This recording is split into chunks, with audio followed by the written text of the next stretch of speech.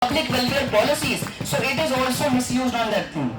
And the most used media is social media. It is the best way to voice the opinion of the audience, and is the best way to communicate about the public law, public policy. So it is also being violated, which is in the public interest. It is also being violated. And I would also like to say it is the best and effective way to communicate, influence, and to create space in the people's heart. If the political person will not tell about their policies, will not tell about their ideologies, how they will win the elections. And I would like to say that they are violating strictly the three articles: Article 19, Article 14, Article 21. The freedom of speech is violated, freedom of press is violated, and also along with that, freedom of equality. Thus, political leaders are not the citizens of country.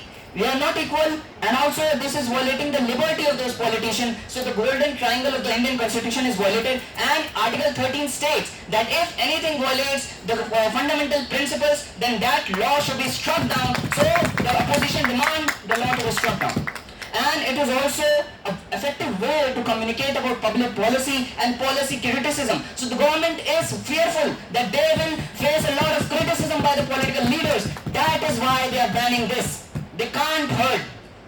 Okay, accountability. Government will, how it will be held accountable by the political parties. It is the best way to make them accountable, as people use social media as a form of awareness also. And if the government wants to suppress the voice of the citizen, as we see, the platforms such as Twitter is connecting the people with their political leaders. In the case of Ashwini Vaishnav, railway minister, one people was suffering from some health condition in the railway, he just tagged him on the Twitter, and the help was provided by the railway minister. So these type of help will also be avoided because of this. So what about the international image of India? International image will be spoiled as being the largest democracy of the world, censoring their political leaders. Then what image of Bharat is going to be on international platforms? It is more worse than China, social media, which is at least allowing their political leaders. But Indian leaders are banning the political leaders' voice, which is worse than the China.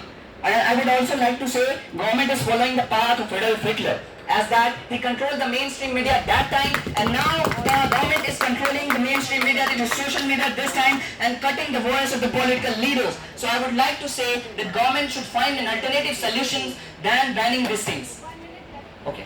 So I would now like to conclude the points that this is transparency laws and also against democratic principles. And maybe sometime the viral videos can create revolutions, like in the Arab Spring. They have made many Arab nations democratic. Mainstream media losing its voice, that is the fourth pillar of democracy, is being destroyed.